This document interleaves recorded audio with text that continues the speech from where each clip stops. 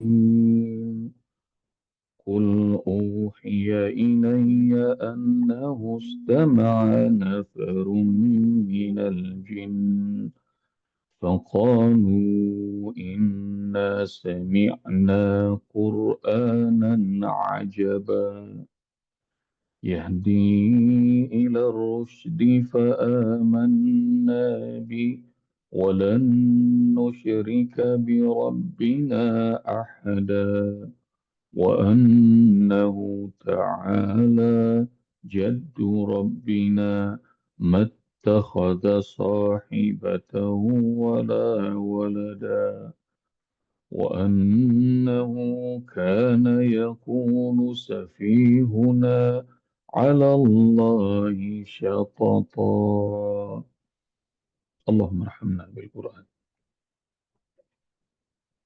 وأنه كان يقول سفيهنا على الله شططا. Dan ini adalah testimoni berikutnya. Jin yang sudah beriman, jin yang sudah masuk Islam, jin yang mengakui keindahan Al-Quran yang menakjubkan, jin yang bertauhid pada Allah Subhanahu wa Ta'ala, mensucikan Allah dan tidak pernah mengatakan Allah punya pasangan, Allah punya keturunan, dan jin yang sadar nggak mau ikut teman yang busuk lagi. Jadi poin pertama nih ayah bunda, biar berteman juga belajar sama jin muslim ya. Jadi jin muslim udah kagak mau gabung sama sama teman-teman yang ngomongnya ngawur, ngomongnya ngaco. Jadi berteman pun milih-milih. Meskipun senior, iblis itu senior, nggak mau ikutan. Jadi pelajaran pertama nih, berteman pilih yang baik. Jadi pilih-pilih. Dan kata Rasulullah SAW, manusia itu tergantung kualitas agama sahabatnya. Perhatikan kualitas agama sahabatnya. Karena kalau sahabat-sahabatnya itu orang soleh, nanti dia ikut soleh. Kalau sahabat-sahabatnya orang buruk, dia ikut buruk. Berteman sama tukang minyak wangi, maka kebagian wangi kasturi. Berteman sama tukang besi, maka kebagian debunya. Itu ada hadis dari Rasulullah SAW. Jadi cari itu hadisnya. Dan pelajaran pertama dari wa annahu kana yaqulu safihuna 'ala Allahi syatata. Berteman, milih-milih, jangan ikut-ikutan. Dan hari-hari begini, ayah bunda sekalian rahmati Allah Subhanahu wa taala, juga jagain anak-anak kita, cucu kita. Sebab nih lagi safari Ramadan, kayaknya sebulan di Jabodetabek pindah-pindah tempat nginep. Dan kalau ngejelang sahur, waktu-waktu bening, habis tahajud, kemudian nyari tempat sahur, oi banyak yang serem-serem. Jadi maknanya mungkin anak-anak kita kerja atau kuliah ngekos, tapi di tempat kos laki perempuan ngobrol sampai pagi. Sedihnya lagi, begitu mau subuh, datang sekelompok anak-anak muda laki perempuan. Udah begitu, bubar dari masjid, masih pada makan. Nah, jadi Masya Allah, ini yang sedihnya kalau pergaulan buruk. Bapaknya, ibunya, kakeknya, neneknya taunya mereka kos kuliah, mereka kos kerja. Tapi Masya Allah, rupanya kehidupannya serem. Kehidupannya serem. Dan pesan buat diri pribadi, buat keluarga kita, kalau berteman milih-milih. Jadi berteman sama orang beriman aja. Kata Rasulullah, la tusahib illa mu'minan. Jangan kau bergaul kecuali dengan orang beriman. Wala yakul ta'amaka illa taqi. Dan jangan makan makananmu kecuali orang bertakwa. Jadi kalau mau ngejamu Ustadz aja. Makanya Ustadz badannya gemuk, banyak yang traktir nih. Nah, jadi kenapa? Karena itu kalau kita bergaul sama orang beriman, nanti ikut-ikutan kita. Insya Allah ikut-ikutan.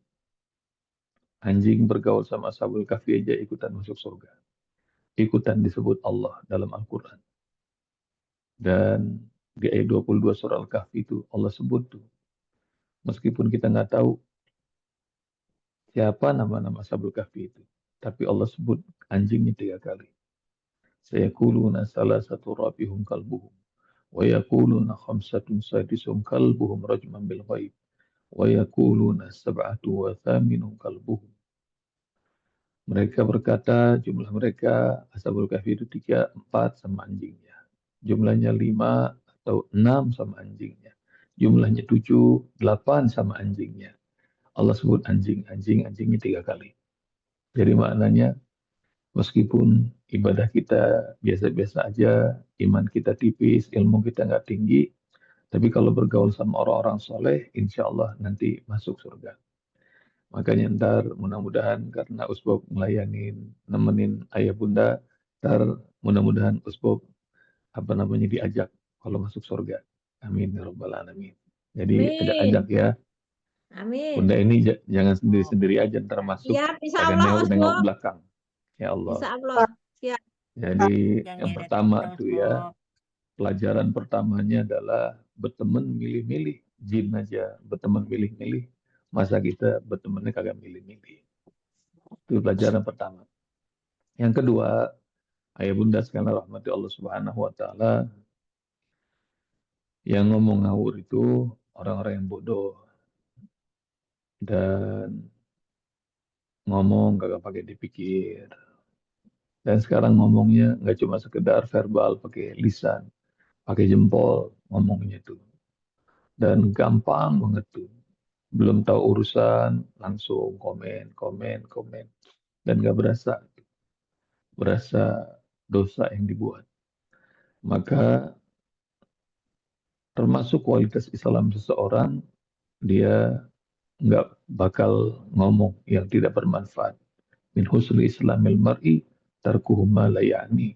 Hal-hal yang tidak berguna, tidak bermanfaat, dia tinggalin. Dan pesan Rasulullah SAW kepada Abu Zar, celaka engkau, wahai Abu Zar, tahukah engkau bahwa hal yang paling banyak membuat manusia dimasukkan ke neraka adalah karena ini, keplesetnya lisan, kata Rasul.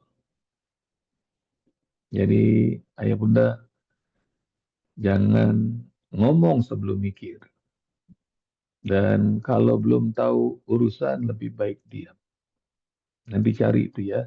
Hal yang membuat manusia paling banyak masuk neraka karena keplesetnya lisan, keplesetnya lidah. Keplesetnya lidah. Dan sampai Rasulullah bertaruh, man kana yu'minu billahi wal yawmil akhir falyakul khairan aw liyasmut. Siapa yang beriman pada Allah, iman pada hari akhir, maka ngomong yang baik. Kalau nggak bisa, diam aja, kata Rasul. Jadi maknanya, kalau ada yang perlu disampaikan, dan itu adalah dalam kondisi, dalam frame amar ma'ruf nahi mungkar, bicara. Tapi kalau kira-kira tidak berguna, diam, kata Rasulullah. Dan Rasulullah bertaruhnya dengan iman pada Allah, iman dengan hari akhir. Siapa yang beriman pada Allah, iman pada hari akhir, ngomong yang baik. Atau diam saja. Nanti cari hadisnya. Dan ini pelajaran buat kita semuanya ayah bunda. Orang yang ngomong nggak pakai dipikir, itu kata jin muslim, safi, bodoh. bodoh. Jadi yang ngoceh mulu tanpa berpikir, nah itu menunjukkan kedangkalan berpikir. Kata Rocky Gerung itu namanya dungu. Nah, dungu. Jadi belum mikir ngomong, belum mikir ngomong, nggak berbasis data dan nah itu kita belajar bahwa nggak usah banyak ngomong, apalagi cuma pengen nyari perhatian makhluk. Lebih baik tasbih, tahmid, takbir, tahlil, istighfar, salawat, zikrullah yang banyak. Nah, itu lebih bagus daripada ngoceh hingga karuan. Dan mungkin ayah bunda ada tuh punya orang-orang toksik di sekelilingnya. Kalau ngumpul ngomong mulu, yang hal nggak penting-penting segala-gala diomongin. Udah dengar, sebab dan antara 14.000 triliun. Wait, ini kenapa nih dan antara? Iya dan antara. Ah itu mah korupsi lagi tuh bakalan. Belum juga lagi diomongin ini lagi ikhtiar nih, ikhtiar pemerintah. Pokoknya husnuzon aja. Kalau nggak percaya maka ya haknya Bapak Ibu, Ayah Bunda. Tapi tugasnya para pemimpin adalah membuat negara ini jadi lebih baik, jadi lebih sejahtera. Jadi beri kesempatan. Jangan ngoceh sebelum kita tahu. Nah, kecuali kalau yang sudah ketahuan salah baru dihukum. Jadi kalau salah, nah, tetapkan hukuman. Seperti kasus Timah, kasus Pertamina, dan lain-lain. Ntar urusannya Bunda Nur Latifah dan lain-lain tuh yang nanginan ini. Urusan kita, kalau itu jadi tugas kita, lakukan. Kalau bukan tugas kita, udah nggak usah pusing-pusing. Ya, setiap hari ngomongin yang nggak jelas, ngomongin yang berkualitas saja. Dan ciri kedalaman berpikir, ciri kualitas iman pada Allah dan hari akhir, ngomong yang baik atau diam. Sebab kalau yang ngoceh mulu, kata jin ini, safih, orang bodoh, orang bodoh. Dan ayah bunda sekalian rahmati Allah Subhanahu wa taala. Nomor tiga, ada kalimat-kalimat yang diucapkan oleh manusia yang bodoh terhadap Allah Subhanahu wa taala. Seperti Allah punya istri, seperti Allah punya anak, seperti apa lagi? Nanti ayah bunda cari ya. Kalimat-kalimat bodoh. Jadi orang bodoh nanti bakal mengukur keagungan Allah dengan kebodohan dia kagak nyampe.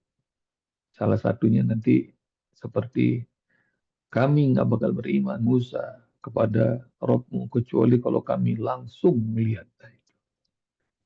Ini ucapan orang-orang Bani Israel. Lan nu'mina laka hatta narallah jaharatan. Kalau kami melihat Allah langsung baru kami beriman. Itu kalimat yang bodoh. Kalimat yang bodoh.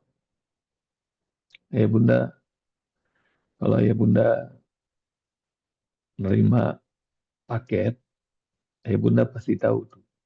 Pasti ada yang ngirim. Jadi nggak mungkin paket itu datang sendiri. Jadi ada yang ngirim, ada yang nganter, dan begitu aja kita paham. Masa Al-Quran yang paketnya dikirim terindah sama kita, kita nggak tahu bahwa yang ngirim pasti someone spesial. Demikian juga alam semesta ini. Kalau kita tahu bangku yang didudukin sama ayah bunda itu pasti ada yang bikin, maka alam semesta ini juga pasti ada yang bikin. Masa bodoh banget sih. Kalau bangku rumah aja kita yakin ada yang bikin, alam semesta masa nggak ada yang bikin segini indahnya. Jadi kalimat-kalimat bodoh yang diucapkan sama manusia. Apalagi Musa ngomong, Allah nyuruh kalian nyembelih sapi betina. Kalau mereka ikutin gampang, tapi enggak. Mereka bilang, coba tanya sama Tuhanmu. Sapi betina model kayak gimana? Udah jelasin sama Musa. Oke, sekarang tanya sama Tuhanmu. Warnanya apa? Eh, kemudian udah dijelasin lagi sama Musa warnanya. Tanya lagi. Ini kayaknya masuk kurang jelas ini. Tolong tolong tanya lagi sama Tuhanmu. Kayak gimana itu? Detail spesifikasinya. Maka nyari ribet sendiri. Nyari ribet sendiri. Sama kayak kalau disuruh sama Allah. Karena habis disebut sholat subuh cuma 2 rakaat. Enaknya 10 rakaat tuh supaya seger kagak ngantuk. Gitu. Dikasih 2 rakaat aja banyak yang nggak mengerjakan. Dan nanti ayah bunda silakan cari ucapan-ucapan bodoh orang terhadap Allah Subhanahu wa taala. Dan ucapan-ucapan itu banyak direkam sama Allah dalam Al-Qur'an. Jadi ucapan-ucapan bodoh. Kalau itu ucapan-ucapan manusia, nah ini juga ada ucapan jin-jin kafir yang bodoh dan iblis, kemudian lain-lainnya. Sebenarnya sudah diusir sama Allah Subhanahu wa taala. Harusnya pergi aja, tapi Masya Allah. Iblis ngomong gini, Rabbi anzirni ila yaumi yub'atsun. Ya Rob, panjangkan umurku sampai nanti manusia itu dibangkitkan. Qala innaka minal mundzirin. Masya Allah, ini Rahman Rahimnya Allah. Udah ngusir itu makhluk namanya iblis, tapi rupanya permintaan iblis, doanya iblis masih Allah ijabah. Ya, aku kabulkan. Umurmu akan dipanjangkan sampai hari kiamat. Nah ini dialog meyakinkan saya, mudah-mudahan ayah bunda semuanya bahwa iblis yang udah diusir aja, doanya mesti dijabah sama Allah. Karena itu, wahai muslimin, muslimat, mukminin, mukminat, jangan bosan-bosan doa sama Allah. Iblis saja minta umur panjang, dikabul sama Allah. Ya, tapi doa minta umur panjang berarti kayak iblis dong, Bos. Enggak. Jadi tambahin sama ayah bunda, doa umur panjang, minta umur panjang, tapi taat, istiqomah dalam ibadah pada Allah. Jangan cuma panjangnya doang. Jadi minta umur yang panjang dalam taat, ibadah, istiqomah mengabdi pada Allah Subhanahu wa taala. Ntar mudah-mudahan insya Allah dikasih 1000 tahun semuanya ayah bunda. Amin. Mau nggak 1000 tahun nih kira-kira? Nah, Jangan ya. Kepanjangan Ustaz, gue nanti nggak ada Panjangan. temannya. gue ini Oh, mau Ustaz Usbab, gue ya, ini mau. ya udah kalau Tidak, nggak 1000 Usbab, tahun, tidak, kalau nggak 1000 tahun separohnya lagi 500 tahun. Mau nggak tidak. 500 tahun? Nggak mau Nggak mau Ustaz, juga. nanti nggak ada temannya Ustaz. Ya udah kalau gitu separohnya lagi 250 tahun. Mau nggak? Mau. Sudah. Nggak mau juga. Pulang Separohnya lagi separuh. dah Apanya 125 tidak tahun. kecuali Mau mau. nggak? Mau. Sudah. Enggak Umur yang juga. barokah. Jadi ini yang disebut manusia ini aneh. Mau minta umur panjang dikasih panjang takut.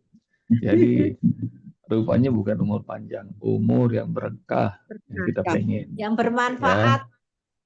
Jadi nanti salah satu doa Rasulullah ini nanti catat barangkali ayah bunda ada yang belum tahu. Doanya Rasulullah minta wala taruddani ila arzalil umur. Jangan kau kembalikan aku ya Allah ke umur yang hina. Apa umur yang hina? Umur yang panjang, tapi sholat udah kagak bisa, pikun.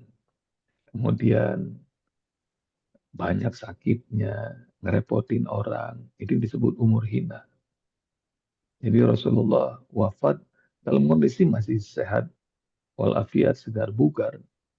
Meskipun 3 hari terakhir di penghujung usianya, itu udahlah siklus manusia pengen nyentuh ajalnya. Dan Rasulullah nggak sakit, nggak perlu dirawat. Jadi itu doanya Rasulullah minta agar tidak dikembalikan ke umur yang hina. Wala taruddani ila arzalil umur.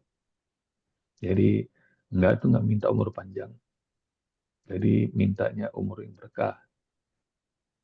Jadi kalau usia 100 tahun tapi otaknya masih tajam, badannya masih bugar, kemudian duitnya masih banyak, amin. Kemudian keluarganya masih sayang, banyak ya ayah bunda. Udah makin tua, keluarganya pada sebel, gitu. Kan banyak tuh, banyak ditinggalin sama keluarganya.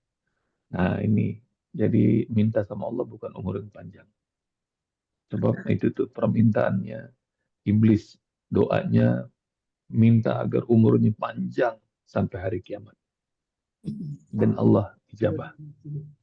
Jadi qala innaka minal munzari. Dan masih lanjutin ya kalimat iblis yang kurang ajar. Udah diusir, minta umurnya panjang, kemudian bilang gini. Qala fa bi izzatika la ughwiyannahum ajma'in. Dengan kemuliaanmu ya Rabb, aku bakal sesatkan semua anak keturunan Adam. Ih, udah diijabah doanya masih ngancem-ngancem nih, kurang ajar di hadapan Allah. Nih yang disebut kana yaqulu safihuna 'alallahi syatata. Nah, dialog ini nanti ayah bunda cari di surat apa, ayat berapa. Iblis minta umurnya dipanjangin, udah diijabah sama Allah Subhanahu wa taala, mesti ngancem-ngancem. Saya bakal sesatkan semua keturunan Adam. Illa ibadaka minhumul mukhlasin. Kecuali hamba-hambamu yang ikhlas ya Allah. Aku nggak bakal bisa menyesatkan. Karenanya ayah bunda belajar ikhlas. Apa tuh ikhlas? Ikhlas itu hanya memurnikan tauhid pada Allah. Jadi segala-gala buat Allah, segala-gala yakin milik Allah. Jadi hidup kita buat Allah, mati kita buat Allah, bekerja kita buat Allah, ngaji ini buat Allah, makan buat Allah, tidur buat Allah, latih, semuanya buat Allah. Jadi mentauhidkan Allah segala-gala, berkeluarga buat Allah, punya ngurus anak keturunan karena Allah, semuanya karena Allah. Nah kalau itu, kalau terus ikhlas dalam semua urusan, melibatkan Allah, Allahnya hadir, maka setan nggak bakal, iblis nggak bakal kuat ganggu kita. Dan ini ucapan iblis sendiri. Aku akan sesatkan semua keturunan Adam kecuali hamba-hambamu yang ikhlas. Nggak bakal sanggup aku ganggu. Nah, ayah bunda, terima kasih. Jazakumullah. Assalamualaikum warahmatullahi wabarakatuh. Waalaikumsalam. Waalaikumsalam warahmatullahi wabarakatuh. Semoga Ustaz selalu sehat.